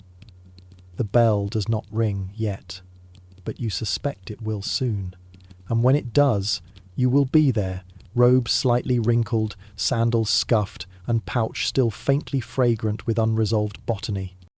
You step back into the courtyard just as the sun begins to drape itself across the low wall in lazy slants, the kind of warm, sloping light that makes shadows stretch longer than necessary, and gives every mossy surface a quiet confidence. There's a breeze now, not assertive but suggestive, carrying with it hints of lavender, wood smoke, and the distinct possibility that Brother Cedric has once again been heating things he shouldn't. You wander past the well, which is currently occupied by Brother Oswin deep in a theological argument with the bucket, and turn toward the herb shed. There's a new smell in the air, less earthy, more interpretive. You pause. It's not entirely unpleasant, but it's certainly unfamiliar, and you suspect it may be the physical manifestation of the word tangy. As you approach the door, it opens slightly on its own, as though the shed itself has grown accustomed to visits and has decided to embrace the dramatic. Brother Cedric stands inside, stirring a cauldron with a stick that is absolutely not regulation for any known monastic task. "Ah," he says, eyes gleaming faintly. "Just in time." You are not convinced. He gestures toward the bubbling mixture, which has taken on a hue somewhere between plum and ambition. "The herbs helped," he says solemnly, as though confessing a mild success. You nod because saying anything feels like committing to a result. He dips a ladle into the brew and holds it up to the light, as if expecting it to whisper sacred secrets. It doesn't. Instead, it wobbles with the confidence of custard and a deep sense of purpose. "This," Cedric whispers, "is stage 4. Of what, he does not say. You wisely do not ask. Instead, you inquire what you might do to assist that does not involve tasting, touching, or possibly naming the concoction. He hands you a cloth and instructs you to prepare the vessels. These vessels turn out to be 3 small ceramic jars, each labelled in handwriting that might be Latin or just extremely tired English. You polish the jars slowly, deliberately, partly because it is soothing, and partly because you suspect this is the only part of the process that won't result in a smell you can't wash off. Cedric hums a tune that doesn't belong to any liturgical canon, but might be popular among enthusiastic herbalists. Outside, the bell rings softly, not for prayer, just a passing hour. The sound floats through the open window, brushing the edge of the shed like a reminder that time, even in monasteries, refuses to stand still. Cedric glances at the clock, the sunbeam on the floor that acts like a clock, and nods. He pours the mixture, very slowly, into the first vessel. The liquid moves like a sermon. It takes its time, has many layers, and leaves a faint aftertaste of mystery. You hand him the second jar, careful not to disturb the steam rising from the first. "Brother Thomas will test this one," Cedric murmurs. "He has the most neutral expression." You wonder whether that's a compliment or a diagnosis. The second jar is filled, then the third, and each one is sealed with wax and a prayer that Cedric mumbles under his breath while holding a rosemary sprig sideways. Once done, he looks at you. Not directly, more in the general direction of your role in the universe. "We'll need to monitor the results." You are not certain what constitutes a result, but Cedric's tone suggests you'll know when it happens. He then turns and carefully places the jars in a small basket padded with old scraps of parchment. "I must deliver these," he says. Quietly, you ask if he needs help and he shakes his head. Best to keep the circle small for now, contain the influence. You do not know what influence he refers to, and you decide to keep it that way. He vanishes out the back door of the shed like a breeze shaped like a monk. Left alone, you take a seat on the little bench beside the potting table. The scent of basil, lemon balm, and yesterday's cabbage lingers in the air. You rest your elbows on your knees and stare at the pot Cedric left on the brazier, its dregs slowly hardening into something that could one day be classified as sediment. There is no noise, no wind, just the quiet, steady breath of a monastery settling deeper into evening. Somewhere a bell rings. Not yours, maybe the bell from the abbey on the far hill, a reminder that other monks also endure the rituals of holy repetition. You rise, stretch your back until it pops softly, and step outside. The sun has nearly slipped below the horizon now, leaving the sky coloured like a very old bruise, soft purples, fading golds, and just a little unresolved grey. You walk slowly back toward the cloister, passing Brother Ansem, who is feeding the chickens in reverse order, for fairness. He nods without turning. You nod back, just in case he's watching from a reflective surface. As you near the hallway, Reginald the monastery cat reappears, sauntering with his usual mix of entitlement and philosophical disdain. He pauses beside your sandal, sniffs once, and then sits on your shadow. You take this as a neutral omen. Inside, the walls have grown cooler. Candles flicker in their sconces, their wax puddles forming slow, predictable landscapes of pale stalactites. Evening prayers approach. The bell will toll soon. Your cot waits, but only after another hour of chanting, bowing, kneeling, standing, and quietly regretting your poor posture. You turn one last time toward the herb shed. Its door is slightly ajar. The breeze catches it gently. The scent that escapes is no longer elderberry. It's something new, something almost minty. And something else, a soft clang, a distant cough, then silence again.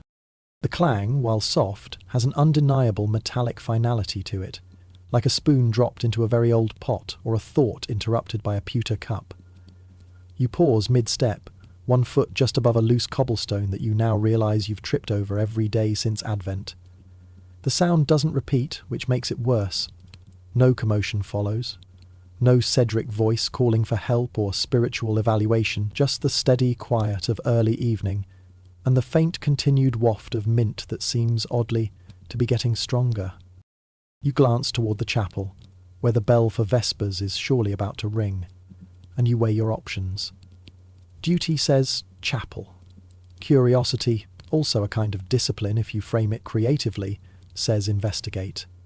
You veer left. The herb shed's door remains ajar in the same position you saw earlier, the air inside now a little hazy, like someone has simmered both thyme and toothpaste together. You push the door open fully and step in. The cauldron, now cold, sits on the brazier, crusted over like a forgotten sermon on humility. The shelves are unchanged. Jars lined in crooked ranks, each labelled in Brother Cedric's handwriting, which alternates between enthusiastic and faintly accusatory. But the source of the clang reveals itself near the workbench. One of the metal herb crushers has fallen to the floor. Not dramatically, but with the exhausted resignation of a tool used too many times without being thanked. You bend to pick it up. It's still warm. Not hot, just notably non-cold, which in a monastery is suspicious. You place it back on the table and notice, beside it, a small note. It's scrawled hastily and smells faintly of lemon balm. Testing in cloister. Bring spare jar. Avoid bees. You blink. You reread. You sigh. Then, from somewhere deeper in the building, the bell begins to ring. Vesper calls. You leave the shed, door swinging softly behind you, and rejoin the line of monks heading toward the chapel. Brother Edwin gives you a look, one that suggests both judgment and indigestion. You nod in return, pretending your robe doesn't smell like overboiled mint. The chant begins. The same psalms, the same rhythm. Your voice joins, slightly hoarse from herb shed humidity, but steady enough. Candles flicker, one sputtering like a tired thought. Brother Giles stifles a sneeze and fails. Brother Aldrich adjusts his cowl for the third time, his preferred number of adjustments. You kneel. You stand. You kneel again. Your knees, out of protest or habit, click. After the service ends, there is no talking, only the sound of sandals against stone as the monks disperse for their evening routines. You, however, detour back to the cloister walk. The light is fading, and the garden wall casts long shadows that seem vaguely theological. You spot Brother Cedric near the far bench. He is crouched, surrounded by 3 bees, 2 jars, and what appears to be a long wooden spoon dipped in something sticky and vibrating slightly. "Ah," he says without looking up. "Did you bring the spare jar?" You shake your head. "Never mind," he mutters. "This one's almost finished fermenting, through spontaneous ambient theology." You consider asking what that means, but decide not to interrupt the sacredness of the moment, or the bees. He points to the jar nearest him, which is bubbling with a slow, deliberate rhythm, like it's counting down to a revelation no one requested. He dips the spoon again, lifts it, lets the substance drip back in and observes. It's become self-aware, he notes with satisfaction. You nod. One of the bees lands on your sleeve. You remain still. You've read about martyrdoms, less alarming than this. Cedric hums to the bees, maybe a chant, maybe a recipe. They seem to accept it. Eventually he gathers the jars, wraps them in a cloth embroidered with thyme leaves, and scuttles back toward the herb shed with all the secrecy of a monk carrying a miracle that might explode. You follow at a safe distance. Inside the shed he places the jars on the shelf marked "Early Successes," and begins wiping the bench with what may be an old chapter from a discarded psalter. You glance at the cauldron again, still crusted, still cooling. You offer to clean it, he declines. "It must rest," he says, as if it's recovering from an ordeal. Instead, he hands you a small parchment list. Your next assignment, midnight collection, it reads. East garden, look for luminescent mint. Do not wake the time. You blink, he nods. You'll know it when you see it. You return to the dormitory, unsure whether your day has ended or entered a new phase of agricultural devotion. Your cot welcomes you with its usual lack of enthusiasm. Brother Ambrose is already asleep, snoring like a man composing a low-budget symphony. You lie down, stare at the beams above, and inhale deeply. It's still mint, still mystery, and just outside, in the distant garden shadows, something faintly glows. The night air is colder than expected, even for the monastery, where warmth is generally considered a luxury best reserved for saints and occasionally bred. You rise from your cart with the soft rustle of wool and the faint creak of aging straw, careful not to wake Brother Ambrose, whose snoring has shifted from symphonic to merely conversational. The note from Brother Cedric, folded neatly beneath your pillow like a mildly alarming blessing, still reads the same. Midnight Collection, East Garden. Luminescent mint. Do not wake the time. You are not sure which part disturbs you more, the luminescence or the warning about sentient herbs. You slip on your sandals, which greet your feet with the enthusiasm of cold, cracked clay, and make your way through the silent hallway. The stones beneath you are damp, probably from condensation or penance. The torches along the wall burn low, casting wobbly shadows that seem to whisper as you pass. At one point you think you see Reginald, the monastery cat, perched atop the lectern in the scriptorium, judging a manuscript. You blink, he's gone. You keep walking. The eastern garden lies just beyond the tool shed, through a gate that is only mildly resistant to hinges. You open it carefully. The garden greets you not with silence, but with a kind of hushed awareness, as if it knows you're there and is choosing not to object. The moon is high, draped in a thin shawl of cloud, casting just enough light to make the parsley look suspicious and the beans resentful. You crouch near the mint bed. At first you see nothing unusual. The mint, tidy and fragrant, waves gently in the night breeze, as if trying not to appear too available. Then you spot it. A faint glow, not bright, not boastful, just a quiet shimmer along the edges of 3 leaves near the edge of the bed, like a very shy halo. You lean closer. The glow pulses slightly, not in rhythm, but more like breath. You hesitate. The note did not say how to collect it.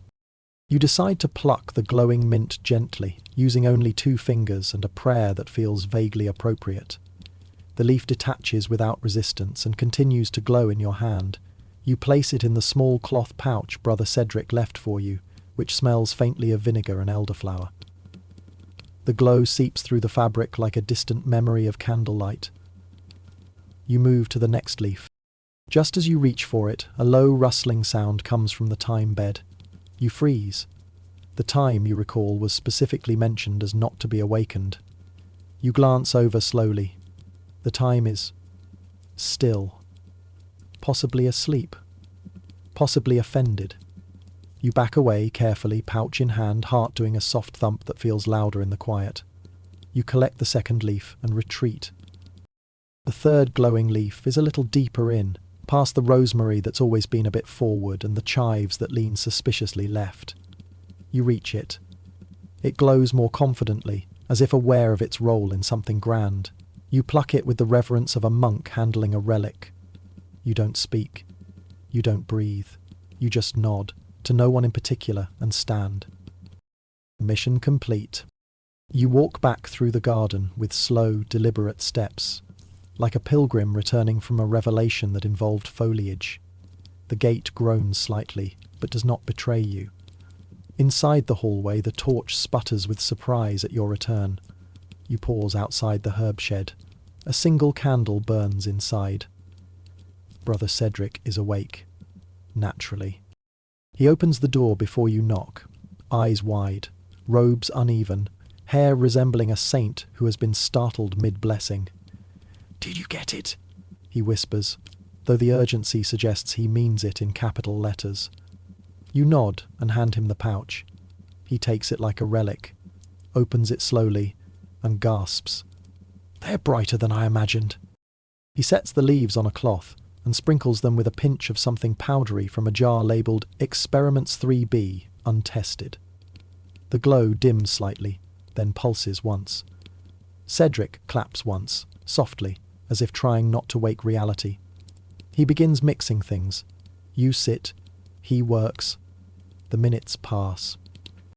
At one point he mumbles something about reactive aroma fields and herbal sentience thresholds. You do not interrupt. The mixture in the bowl begins to swirl on its own. Cedric's expression shifts from triumphant to respectfully uncertain. "We might have overexcited it," he says. The mixture hums. You both stare at it. After a few moments, Cedric transfers the glowing, gently vibrating paste into a small jar and seals it with wax and a binding verse from Psalm 91. "It's safe now," he says, though you suspect he's defining safe creatively. He places the jar beside the others on the shelf, gives you a nod of solemn gratitude, and hands you a note. "For tomorrow," he says, "further instructions." You take it, though it feels more like a prophecy than a memo. You stand. You bow slightly, not out of reverence, but because your knees demand it. You leave the shed. Outside, the moon has shifted, the shadows have grown longer, the air feels lighter, your sandals still slap softly on the stone. You return to the dormitory. Reginald has reclaimed your cot, curled in a perfect circle of indifference. You nudge him. He does not move. You sit beside the cot, leaning against the wall.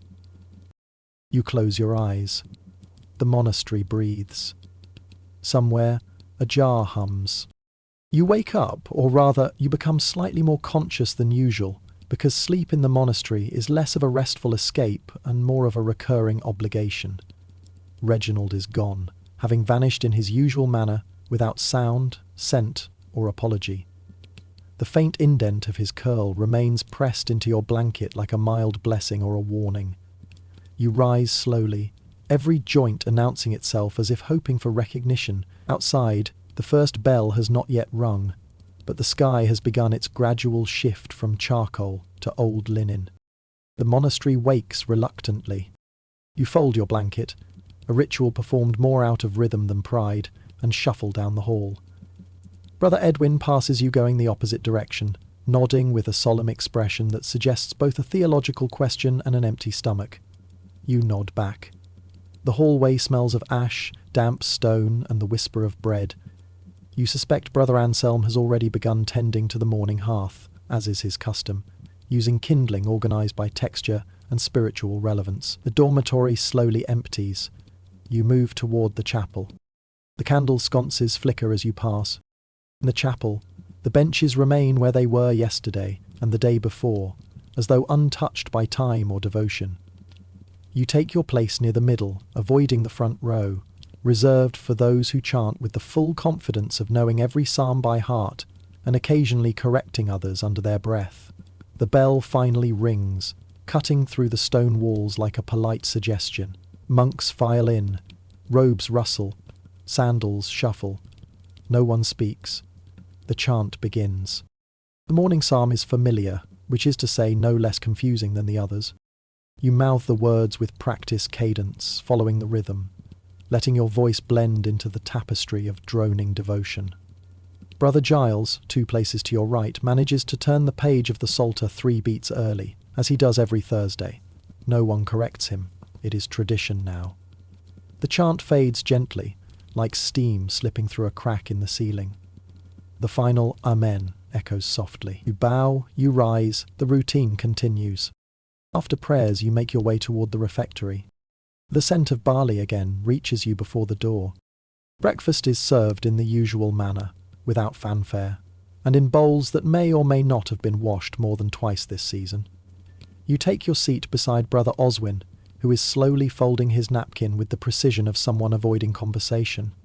Across from you, Brother Leofric is already chewing, eyes focused somewhere between his spoon and the afterlife. The meal is quiet.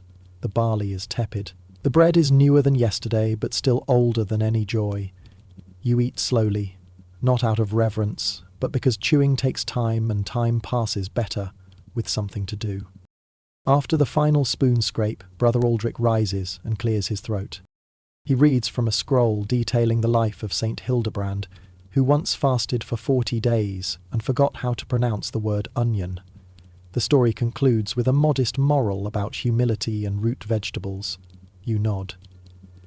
You do not remember the middle of the story, but the end sounded familiar. The monks disperse once more. Your rota today reads, Observatory roof, assist Brother Cedric. You blink. There is no observatory. Not officially. But you suppose it could be referring to the rickety upper platform above the library annex, where Cedric once installed a sky lens made from an old wine bottle and half a rosary. You find him there, already pacing, holding a jar. The jar, in fact, the one you helped collect the glowing mint for. It still glows, slightly, and it hums faintly. You clear your throat. He turns.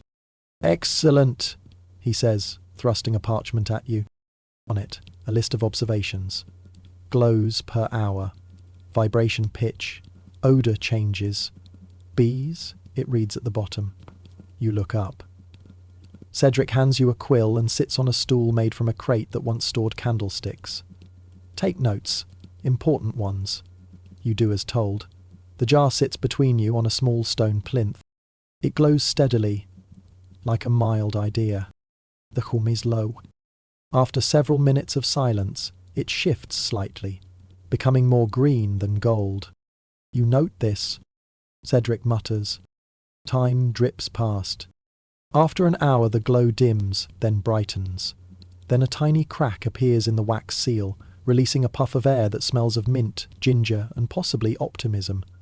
Cedric leans closer, sniffs, nods. "We're close," he says. You do not ask to what. The sky above is pale blue now, freckled with small clouds. The monastery bell rings for terce. Cedric remains seated, watching the jar. You offer to go. He nods absently. You descend the narrow stairs, the parchment tucked under your arm, now marked with 10 observations, 4 sketches, and 1 question you dared not write. You attend the short service, your voice a little hoarse, your mind still half on the jar. After the final chant, Brother Leofric approaches. "Cedric?" he asks. You nod. "Ah," he replies, and walks away. That is all that is said. You return to the annex. The jar is now silent. Cedric is asleep, and Reginald is perched beside him, tail curled neatly, watching the glow with a look of disapproval reserved for small miracles and larger disappointments. Reginald doesn't blink, not once, as you ease yourself onto the crate next to the slumbering brother Cedric. The cat's tail flicks once, a gesture neither approval nor warning, but a kind of bureaucratic acknowledgement. The jar continues to glow faintly, no longer pulsing or humming, just resting in quiet luminescence. You suspect it is waiting. Whether for instructions, absolution, or a breeze remains unclear. Cedric's snore begins, low, nasal, but with a regularity that suggests experience. You glance at your parchment of notes, unsure if "subject to sleep" is worth recording. You write it down anyway. Reginald turns his head slightly, unimpressed. You observe the jar. It doesn't change. The sunlight shifts across the plinth slowly, like molasses finding its direction. From somewhere below, faint clinking indicates Brother Anselm is already preparing the midday meal, which likely means turnip, as it often does on observation days. You breathe deeply. The air is sharper up here, seasoned with wood smoke, ink, and faint undertones of experimental foliage. Cedric shifts in his sleep, murmuring what sounds like centrifugal heresy, before falling silent again. You take another note. Reginald blinks. Once, then closes his eyes entirely, as if finally accepting your presence as tolerable. After a long while, the jar flickers. Just once. You sit upright. Reginald opens one eye.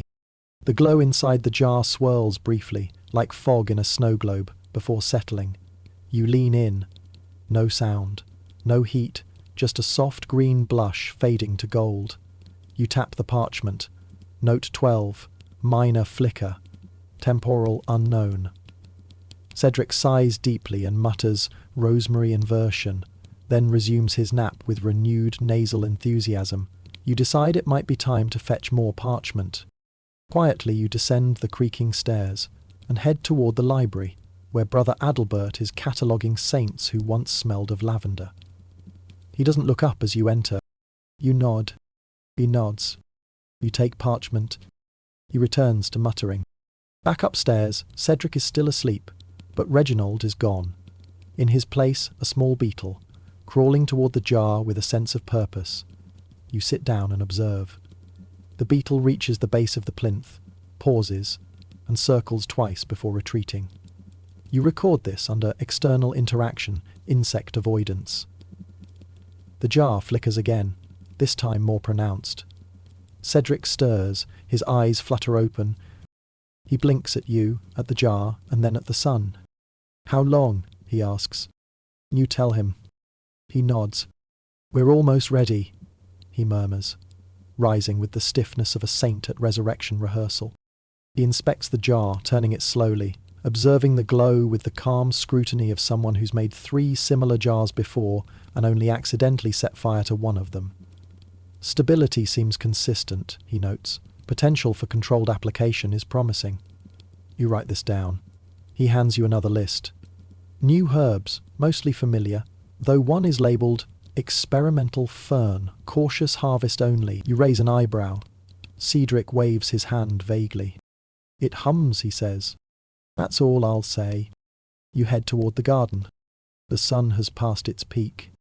You pass Brother Aldrich meditating near the compost, eyes closed, palms upward, as if waiting for divine fertilizer. In the herb garden, the mint is behaving. The thyme remains dormant, or perhaps just indifferent. You retrieve the required ingredients carefully, giving the experimental fern a wide berth until you're sure it won't hum too loudly. It doesn't. You pluck 2 fronds, wrap them in waxed cloth, and head back toward the annex. Cedric is preparing a new bowl, steam rising from it in soft wisps that resemble questions. You add the herbs. He nods. Together you stir. The mixture shifts through shades of green, blue, and an unsettling shade of marmalade. Cedric mutters a verse. You do not recognize it. The paste settles. He decants it into a second jar. No glow, no hum, just stillness.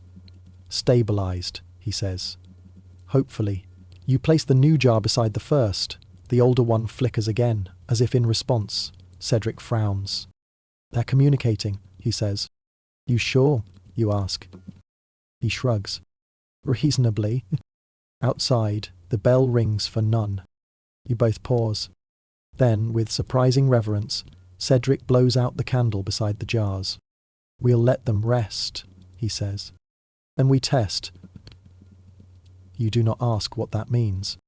The candle has long since gone out, but the scent of its wax lingers in the annex like a gentle memory. Half beeswax, half something else, possibly rosemary or regret. You and Brother Cedric sit quietly beside the 2 jars, now resting side by side like cautious old friends unwilling to speak first. The first jar still flickers faintly. The second remains completely still, as if waiting to be convinced that flickering is worth the effort. Cedric hums softly under his breath, something that may once have been a hymn or perhaps a lullaby for jars. You say nothing. The air in the annex thickens with the hush of expectation. Cedric rises slowly, stretches with a few subtle pops, and crosses to the small cupboard where he keeps his more questionable tools. Among them, a spoon carved from yew wood, and a glass tube that used to be part of a lantern before it found its calling in herbal containment.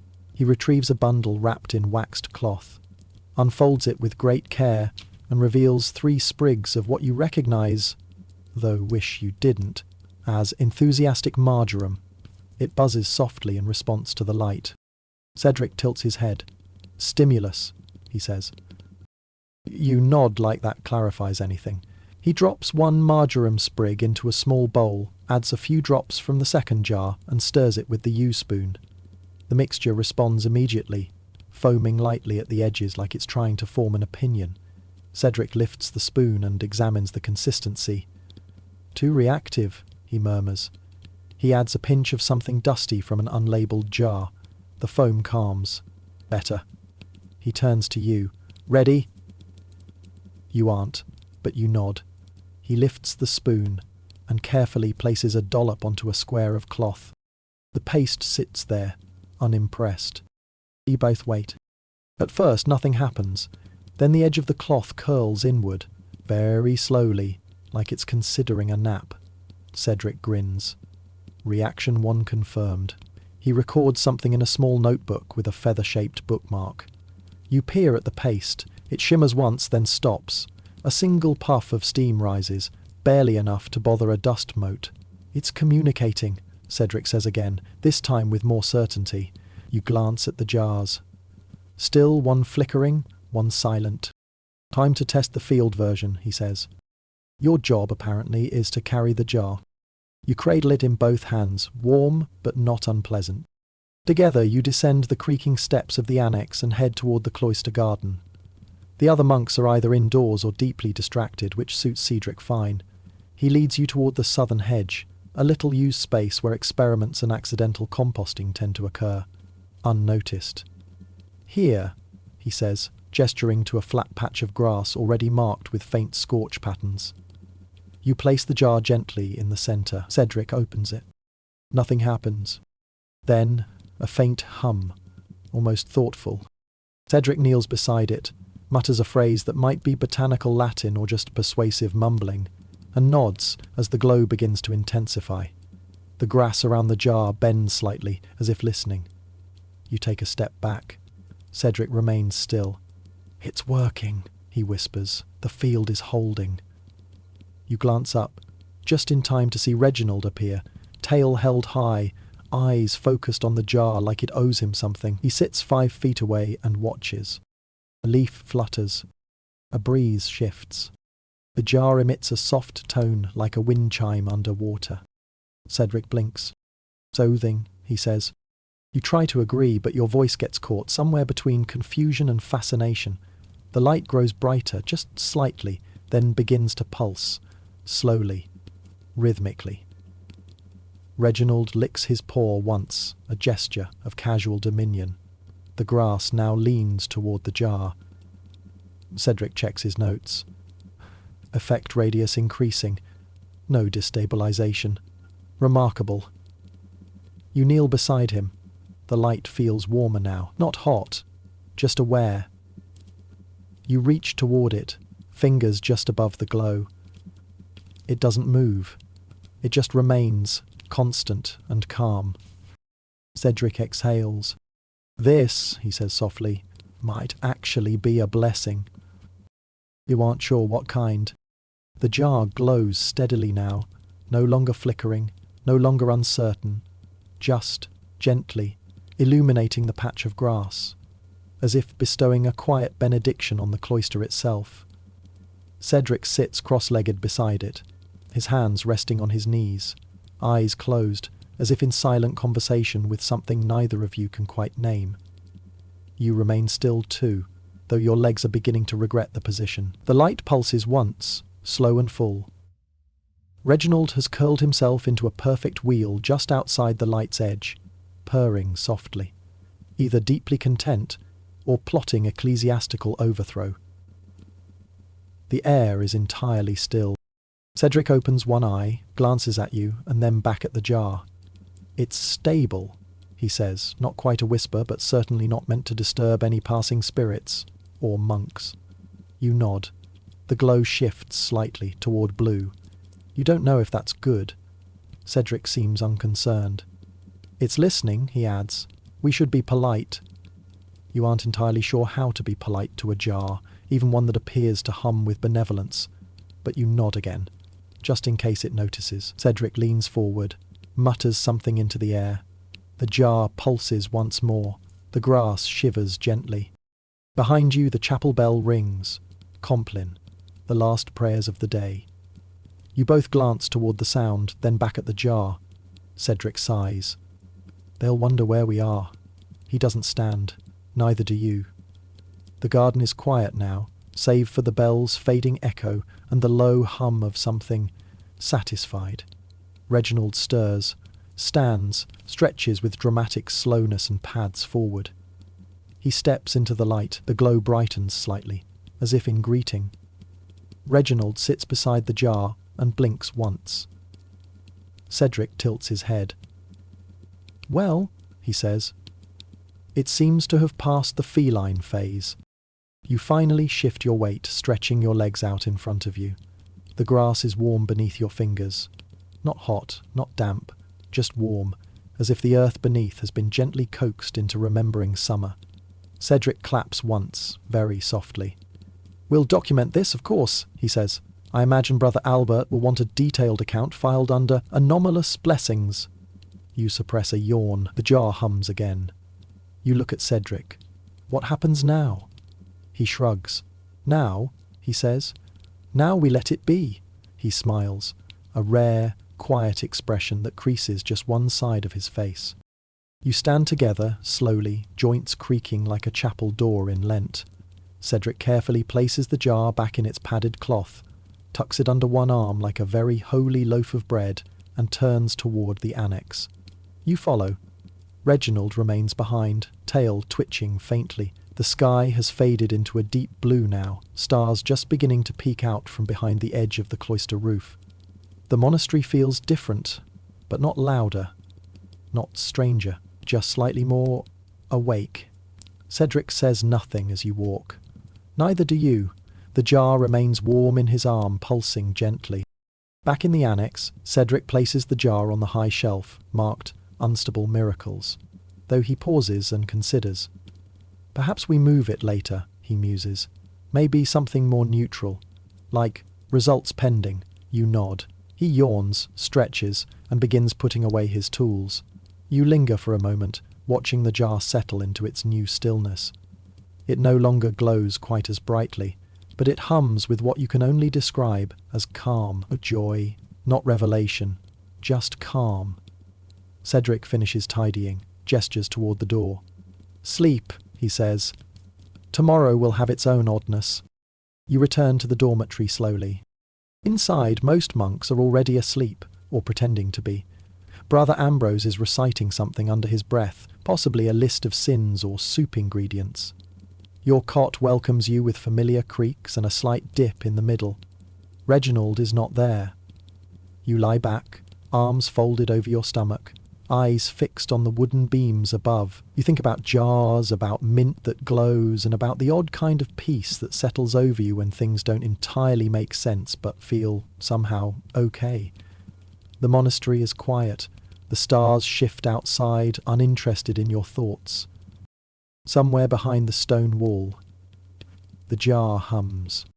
Just once, softly, and then, like everything else in this place, it rests.